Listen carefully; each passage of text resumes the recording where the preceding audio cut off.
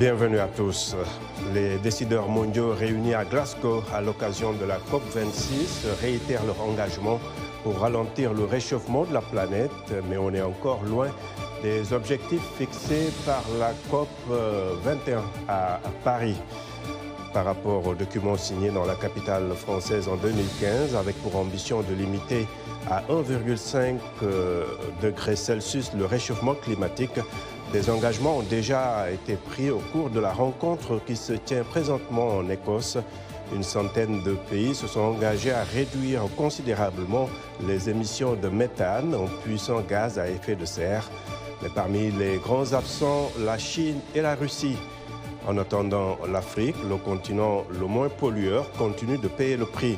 Selon les Nations Unies, près de 120 millions de personnes sur le continent seront exposées à la sécheresse, aux inondations et aux chaleurs extrêmes d'ici 2030, à moins que des mesures radicales soient prises. Quels sont les enjeux pour l'Afrique dans la lutte contre le changement climatique ? Le continent risque-t-il d'être le grand perdant dans ce combat pour sauver la planète et que faire ? Réponse avec nos invités.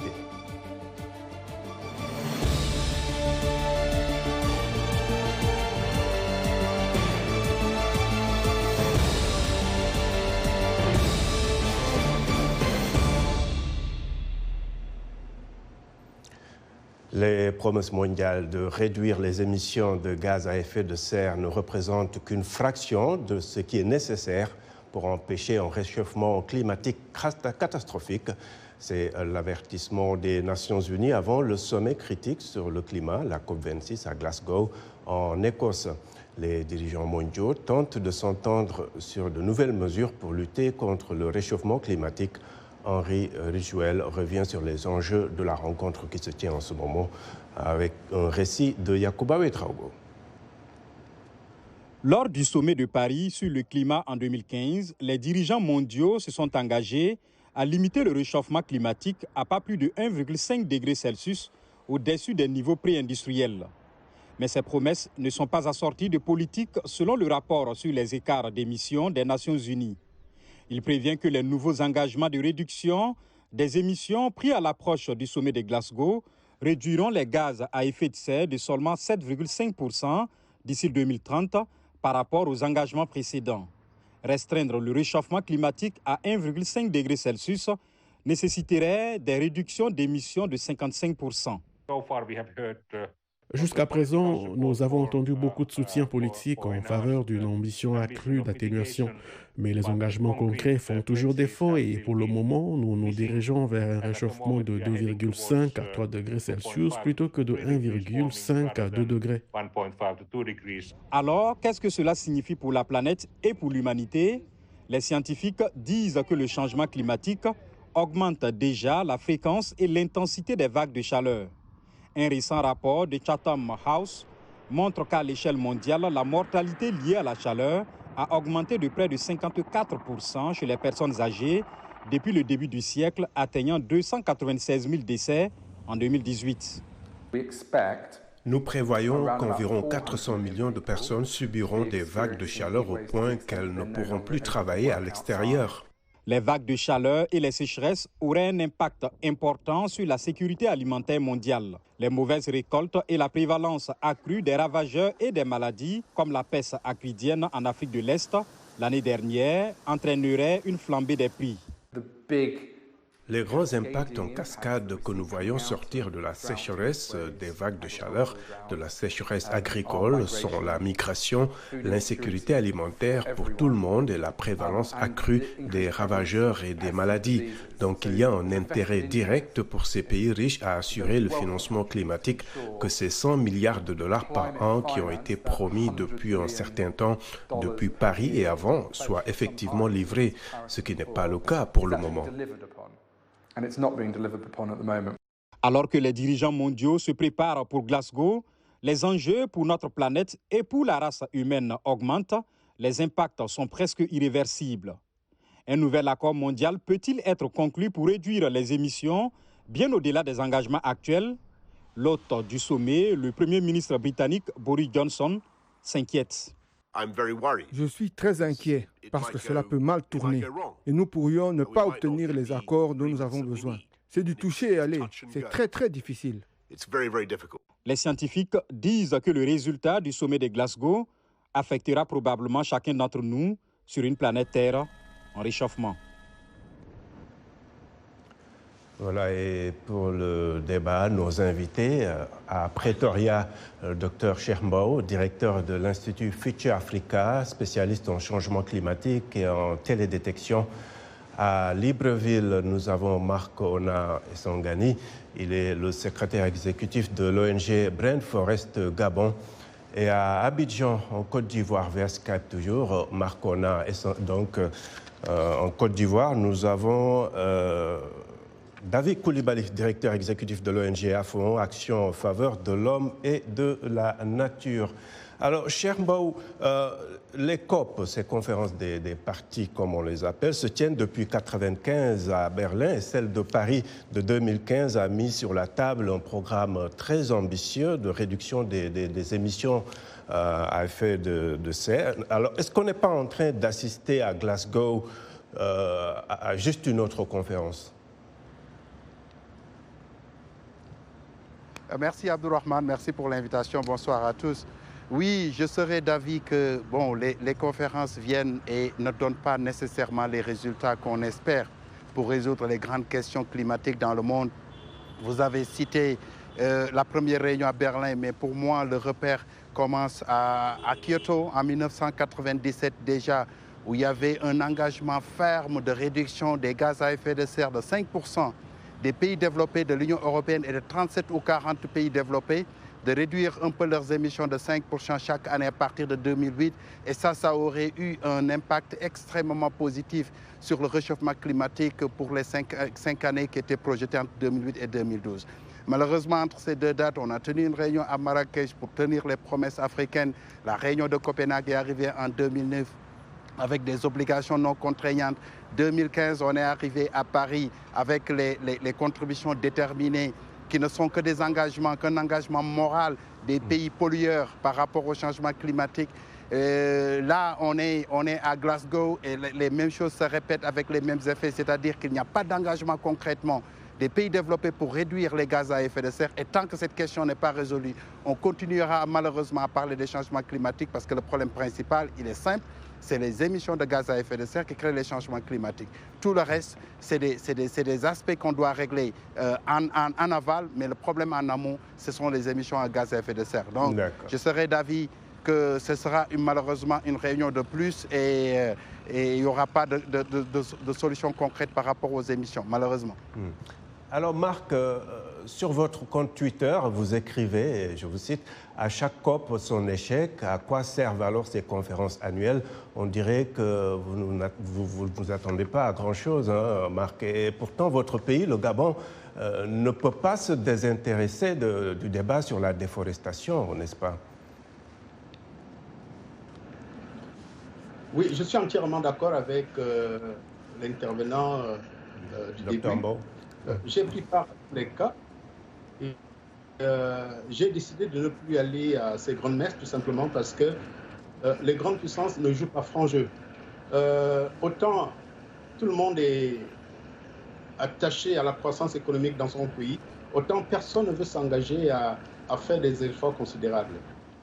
Et aujourd'hui, la seule récompense qu'ils trouvent, c'est de dire, voilà, il va falloir trouver des financements pour dédommager certains pays. Mais à quoi servent ces financements si dans certains pays où ces financements vont être injectés, il y a la mauvaise gouvernance?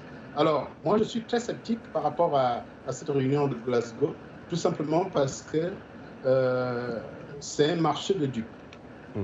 Alors, David Coulibaly, en Côte d'Ivoire, chez vous, la déforestation a atteint 93% dans 7 des 22 espaces protégés. Comment est-ce qu'on peut protéger la forêt ivoirienne sans priver le petit agriculteur de son gagne-pain? Alors, bonjour à tous.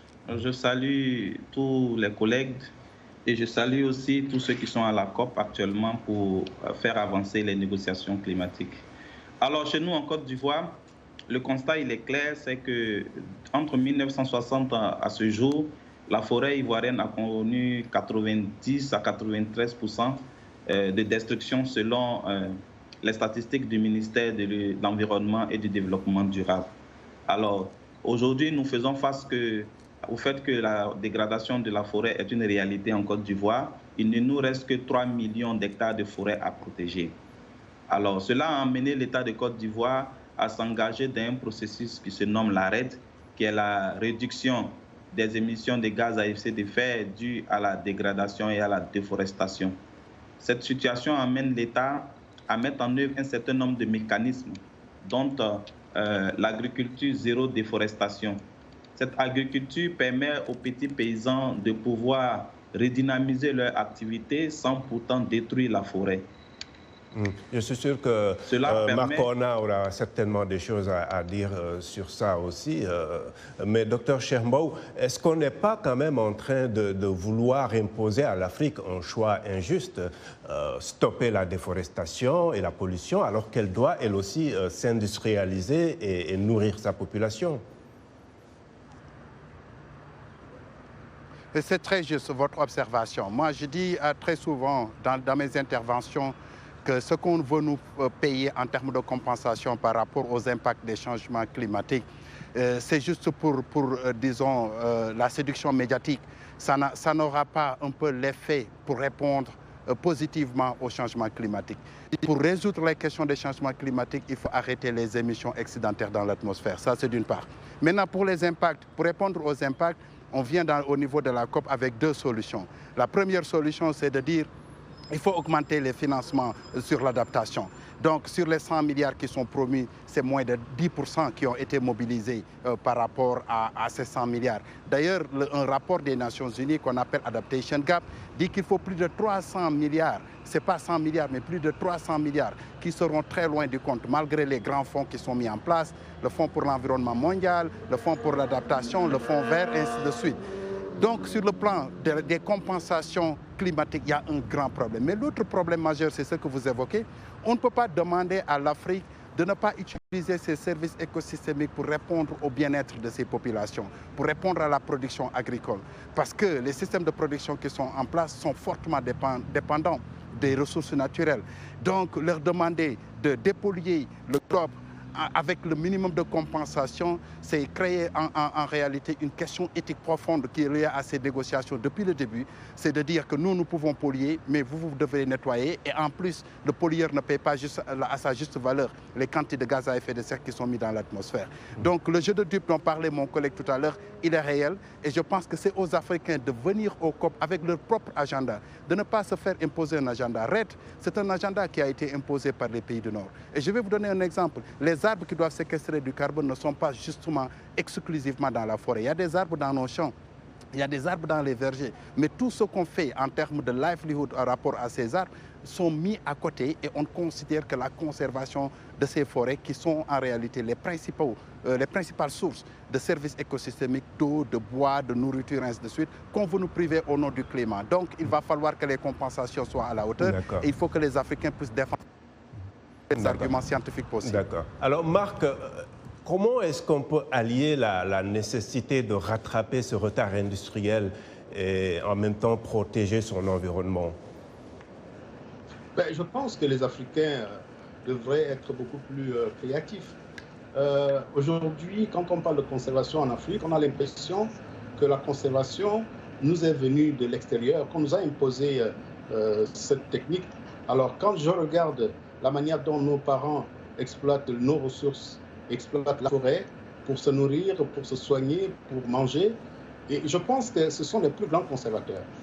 Aujourd'hui, l'Afrique doit faire preuve de beaucoup d'imagination. Au lieu de mettre toutes ces ressources à la disposition des financements internationaux qui ne vont pas servir à la population, il faudrait qu'on trouve des moyens pour que les Africains puissent créer de la richesse avec sa nature. David Coulibaly, les décideurs africains, je sais que vous donniez l'exemple des autorités ivoiriennes, mais ces autorités sont-elles suffisamment engagées pour se faire entendre dans les discussions au niveau international, et également la société civile aussi africaine?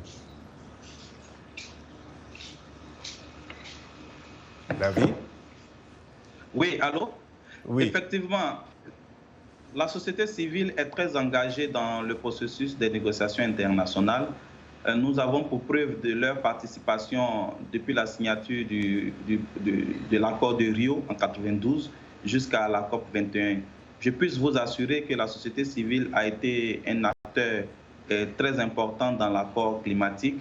Et quand on voit l'expertise que regorgent les associations de la société civile, nous pouvons être heureux de la démarche entamée et surtout des résultats obtenus. Alors les autorités, c'est vraiment une situation difficile parce que n'oublions pas qu'il y a les enjeux stratégiques, les enjeux politiques et les enjeux économiques. Donc ce que les populations et nous, acteurs de la société civile, nous faisons, c'est de contribuer chaque jour à ce que l'on puisse changer le gap tant au niveau local, au niveau national. C'est cela notre activité. Nous pouvons toujours demander à ce que les acteurs de la société civile soient debout et qu'ils puissent continuer ce travail de plaidoyer qu'ils font auprès de nos décideurs. Sachez qu'il y a un cadre de dialogue permanent mis en place par la Convention cadre des Nations Unies qui permet à ce que partenaires techniques, acteurs de l'État de la Côte d'Ivoire ou des autres pays et la société civile, nous soyons assis ensemble sur la même table pour ensemble juger de l'opportunité des actions climatiques à mener pour permettre et renforcer la résilience de nos populations. D'accord. On va lire quelques commentaires de nos téléspectateurs sur la page Facebook de VOA Afrique. On a Ruben Mouteba en République démocratique du Congo qui écrit « Il faut que les habitants des forêts équatoriales et amazoniennes soient indemnisés si vous voulez qu'elles soient protégées ». Faustin Makembe à Goma, toujours en RDC, nous dit que le monde est injuste, les grands pollueurs font semblant d'aider les Africains non pollueurs. Et puis Alphonse Mbouaki à Kinshasa, décidément aujourd'hui des réactions de la RDC. L'Inde, troisième pollueur derrière la Chine et les États-Unis, vise la neutralité carbone d'ici 2070. C'est trop loin alors que les besoins de réduction des gaz à effet de serre sont pressants. Voilà, vous pouvez continuer à réagir sur notre page Facebook. Merci de rester fidèle à VOA Afrique. Washington Forum revient après une courte pause.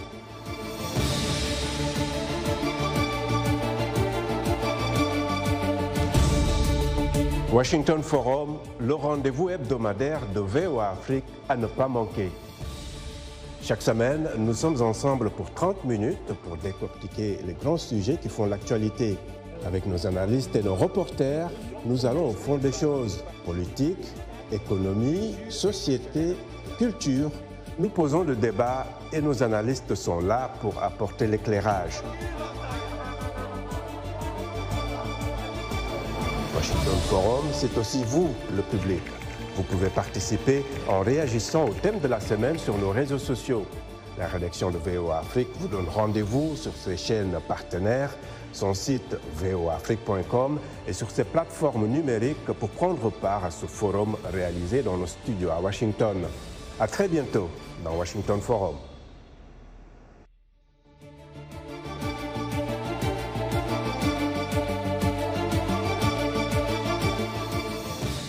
Heureux de vous retrouver pour la seconde partie de Washington Forum. Au Sénégal, une association profite de la tenue de la COP 26 à Glasgow pour tirer la sonnette d'alarme. Les femmes du monde rural qui s'activent dans l'agriculture subissent déjà l'impact du dérèglement climatique en Afrique. Et si rien n'est fait, la situation de ces femmes déjà vulnérables va empirer. Suivons ce reportage d'Alison Lekogo-Fernandez et de Mbendir. Depuis qu'elle a créé son association il y a 2 ans, Radi Camara parcourt le Sénégal à la rencontre des femmes du monde rural. Ça va bien. Son objectif, promouvoir leur autonomisation à travers l'entrepreneuriat vert. Mais un peu partout, ces femmes s'inquiètent. À l'image de Binta Wan, maraîchère dans la forêt de Mbao, en périphérie de Dakar. Ici, les pertes agricoles ont considérablement augmenté depuis 3 ans et les légumes ne poussent plus comme avant. Ça, c'est le soleil, c'est dû au soleil, aux chaleurs extrêmes, mais également à la contamination des sols due à la pollution, au gaz à effet de serre. Chaque année, elle arrivait à produire jusqu'à 67 kilos qu'elle revendait pour pouvoir subvenir à ses besoins et aux besoins de ses enfants. Donc cette année, ça veut dire que ce groupement ne pourra pas vendre d'aubergines. Sur cette parcelle de 2 hectares exploitée par une cinquantaine de femmes réunies en groupement, les pertes atteignent désormais 40%, contre moins de 10% auparavant. Avec l'augmentation des températures, de nouveaux parasites font leur apparition, comme sur les racines de ces choux. Il y a des petits boules qu'on appelle le nématode. Nous voulons des solutions pour que ça ne revienne. On ne met pas de pesticides, c'est pourquoi on a un problème très difficile de traiter ces produits. Selon le dernier rapport du GIEC, les 5 dernières années ont été les plus chaudes jamais enregistrées depuis 1850. Et l'Afrique est particulièrement exposée au choc climatique, alors qu'elle ne produit que 4% des émissions de gaz à effet de serre. Un paradoxe que Radi Camara entend dénoncer à travers cette marche, organisée à quelques jours de l'ouverture de la COP26 à Glasgow, en Écosse, une marche qui a réuni une centaine de femmes. Nous avons envie aujourd'hui, à travers cette marche, que la voix des femmes sénégalaises, la voix des femmes africaines, qui d'ici 10 ans seront confrontées à une extrême pauvreté, soit entendue et soit mise sur la table des négociations pour que l'injustice climatique ne soit plus de rigueur. Alors, à l'aube de cette nouvelle grand-messe du climat, l'association appelle les pays industrialisés à respecter leurs engagements pris il y a 6 ans lors de la COP21 à Paris, engagements qui visaient à limiter le réchauffement climatique en dessous des 2 degrés Celsius par rapport à l'ère pré-industrielle. Alison Lekogo-Fernandez pour VOA Afrique, Dakar. Voilà, et je rappelle nos invités pour ce Washington Forum. De Pretoria, le Dr Cheikh Mbow, directeur de l'Institut Future Africa. À Libreville, via Skype, Marco Naïsangani, secrétaire exécutif de l'ONG Brain Forest de Gabon. Et à Abidjan, David Koulibaly, toujours via Skype. Il est le directeur exécutif de l'ONG AFOND, Action en faveur de l'homme et de la nature. Alors, Dr Cheikh Mbow, comme on l'a vu dans ce reportage, les rendements des sols semblent baisser un peu partout en Afrique, avec moins de terres disponibles et des températures extrêmes. Faut-il s'inquiéter que l'Afrique ne puisse pas nourrir à l'avenir sa population, qui augmente quand même à un rythme galopant? Et y a-t-il moyen d'inverser la tendance avec des nouvelles techniques? Ce que vous venez de dire, M. Dia, montre clairement que quand nous négocions les accords climatiques avec les États à Glasgow ou à Paris ou ailleurs, nous oublions assez souvent que la mise en œuvre de ces résolutions, ce sont les communautés locales qui sont exposées au quotidien aux impacts des changements climatiques et qui détiennent in fine les solutions climatiques, parce que c'est l'agrégat des solutions locales qui feront un peu cette réponse globale dont nous faisons, que nous cherchons en réalité avec ces accords. Oui, en Afrique, il y a énormément d'innovation, il y a énormément de solutions, il y a énormément de pratiques, il y a énormément de réponses locales qui ne sont pas malheureusement reflétées dans les rapports globaux sur les changements climatiques. Vous prenez les rapports sur l'adaptation de façon générale, les connaissances locales, les connaissances endogènes sont très faiblement représentées. Et je crois que la réflexion que nous devons mener, c'est comment renverser un peu ces liens, ces relations entre les connaissances globales que nous avons et les réponses locales que nous devons amener pour que les communautés puissent survivre à ces impacts des changements climatiques. Les rendements vont baisser, mais nos parents... Allô? Oui, l'Afrique peut-elle nourrir sa population dans l'avenir si ça continue? Oui. Si ça continue, ça risque d'être un grand problème. La réduction de ce qu'on appelle le rendement agricole, cette réduction de ces rendements est très très claire. Mais le problème le plus fondamental en ce moment par rapport à l'agriculture, ce sont les pertes de récolte. Quand on n'attend plus la pluie arrive. quand on a déjà semé des graines en attendant que la pluie n'arrive jamais. En milieu de saison des pluies, ce qu'on appelle les longues pauses pluviométriques, tout cela a un impact sur la qualité, la quantité de la production agricole. Maintenant, si vous rajoutez les questions de transformation agricole, ça devient un véritable problème planétaire. Alors Marc, oui, la baisse des rendements, comme l'a dit Chermbo, c'est quelque chose qu'on voit un peu partout, mais également au Gabon, n'est-ce pas? Est-ce forcément imputable au changement climatique? Je crois que la baisse des rendements est liée à la concurrence déloyale que nous imposent les Occidentaux ou les Asiatiques. Je vous prends le cas de la production de certaines denrées comme le manioc ou le maïs. Si les autorités locales ne donnent pas les moyens à nos paysans pour pouvoir multiplier leur production, je pense qu'on ne peut pas arriver à nourrir le continent africain. Et qu'est-ce qu'il faut faire, l'Afrique justement? a les terres. Mais ce qu'il faut faire, c'est que non seulement il faut mettre à disposition des terres, c'est-à-dire qu'il faut une politique foncière beaucoup plus... mais aussi et des techniques et surtout le renforcement des capacités de nos agriculteurs pour que la production s'adapte à la nouvelle donne démographique. Alors David, votre organisation, je sais, est très engagée dans la promotion des énergies renouvelables. Comment vous pouvez expliquer aux populations, en tout cas pour une prise de conscience, du lien entre ces énergies renouvelables et la sécurité alimentaire ou même encore leur santé? Alors pour nous, le lien reste la durabilité et le bonheur quotidien des populations. Donc, il y a depuis un certain nombre d'années des techniques traditionnelles valorisées qui sont les énergies de cuisson. Alors, ce sont des énergies qui permettent de capitaliser tant de l'énergie sur des longues périodes sans pouvoir détruire la forêt. Donc nous invitons chaque jour dans nos sensibilisations les populations à se tourner d'abord vers ces différentes techniques qui leur permettent d'économiser du temps, d'économiser aussi leur santé et de permettre à ce que ce rendement-là puisse être une plus-value en termes financiers. Donc, il y a le fait que l'utilisation de ces énergies de cuisson permette de ne pas avoir une influence sur le couvert forestier quand on sait que le bois de chauffe reste la première source utilisée par les populations pour pouvoir nourrir la grande famille. Donc, l'utilisation de ces énergies permet à ces petites familles, à ces populations de pouvoir avoir cette plus-value en termes de santé. D'accord. On n'a pas beaucoup de temps, peut-être 30 secondes, Cher. Ces promesses financières faites aux pays pauvres, est-ce qu'il y a moyen de pousser ces pays riches à les faire respecter ou à respecter leurs engagements?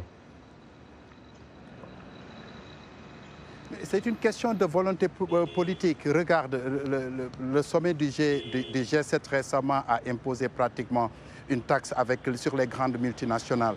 S'ils peuvent le faire à cette échelle-là, ils peuvent certainement le faire par rapport au changement climatique. La taxation carbone et un recyclage de ces gros financements sur les taxes carbone pour répondre aux adaptations au changement climatique. Ça, c'est possible, mais c'est une volonté politique et je ne pense pas qu'en ce moment, on est en train d'embarquer sur ce chemin-là. Oui, en 10 secondes, votre proposition, qu'est-ce qu'il faut faire pour que ces pays respectent leurs engagements, Marc? On ne peut pas les forcer, il faut tout simplement que les Africains prennent leurs responsabilités afin de répondre aux questions climatiques actuelles. D'accord. Alors, nous arrivons à la fin de ce Washington Forum. Merci énormément à mes invités et à vous qui nous avez suivis à travers nos télépartenaires sur le continent, mais également sur notre site voaafrique.com et sur notre page Facebook.